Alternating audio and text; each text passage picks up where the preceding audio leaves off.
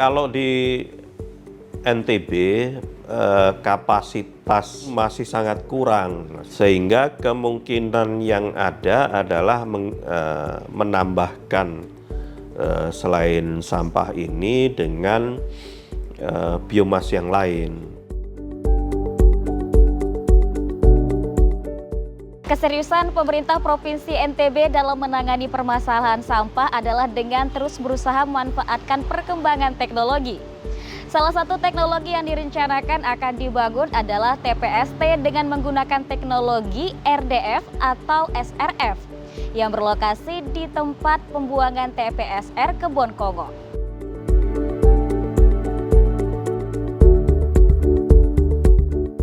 NTB melalui visi NTB Asri Lestari menjadi payung kebijakan dan program unggulan NTB Zero Waste, tidak ingin kalah dengan Denmark dalam capaian green energy.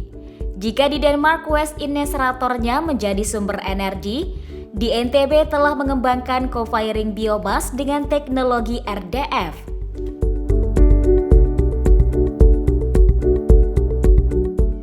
RDF merupakan teknologi pengolahan sampah melalui proses homogenizer menjadi ukuran yang lebih kecil atau dibentuk menjadi pelet. Hasilnya akan dimanfaatkan sebagai sumber energi terbarukan dalam proses pembakaran recovering batu bara untuk membangkit tenaga listrik. Untuk diketahui, ini adalah salah satu program Pemprov NTB memanfaatkan sampah menjadi energi terbarukan. Kalau di NTB ada 3 program untuk itu. Pertama, tentunya renewable energy ya. Bagaimana kita mendorong mobil listrik, motor listrik, kompor listrik juga gitu kan, step by step gitu. Kemudian juga bagaimana agar pembangkit listrik kita ganti dari yang batu bara ke biomasa. Itu mulai kita lakukan di PLTU Jeranjang. Ya, di situ kapasitasnya masih 3-10%. Nah, kita baru mulai ini. Jadi ganti dengan sampah, ganti dengan tongkol jagung, ganti dengan sekam padi atau ranting-ranting kayu yang terserak-serak gitu. Itu pokoknya sampah lah. Itu bisa dipakai nanti step by step. Kemudian juga itu namanya co-firing ya, mengubah PLTU yang dari batu bara menjadi biomasa. Dan yang ketiga pengolahan sampah. Jadi apa yang kita lakukan di NTB memang sejalan betul sama target net zero emission dunia gitu. Nah, alhamdulillah di NTB itu masuk tertinggi ya, 19% loh energi terbarukan di NTB. Kontribusi dari swasta juga cukup baik di sini gitu.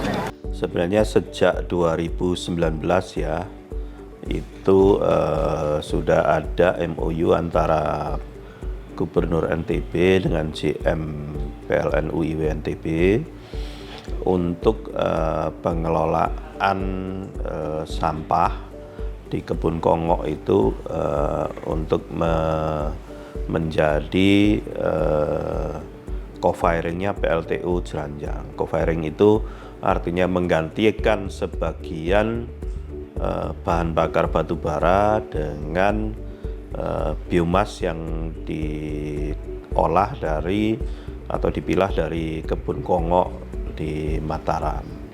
Saat ini program co-firing telah dijalankan di 2 lokasi, yakni PLTU Jeranjang Lombok Barat dan PLTU Kertasari Sumbawa Barat dengan menggunakan 4 jenis biomasa, yaitu pelet yang merupakan produk olahan sampah organik, sekam padi, serbuk kayu, dan bonggol jagung.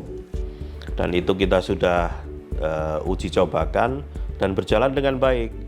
Artinya mesin ini bisa digantikan bahan bakarnya dari batu bara dengan biomas dan tidak mempengaruhi kinerjanya.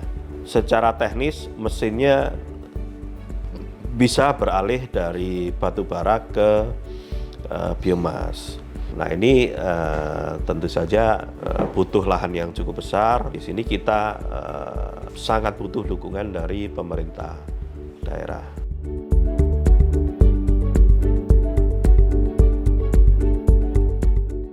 Kita sangat komit, kita siap dengan program-program yang sudah kita siapkan, roadmap yang sudah kita siapkan.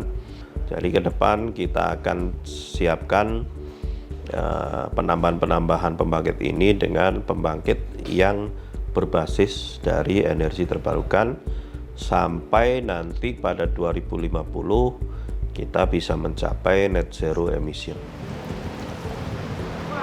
PLN sebagai BUMN tentunya punya alasan untuk mendukung penuh program transisi energi yang diprogramkan pemerintah Provinsi NTB.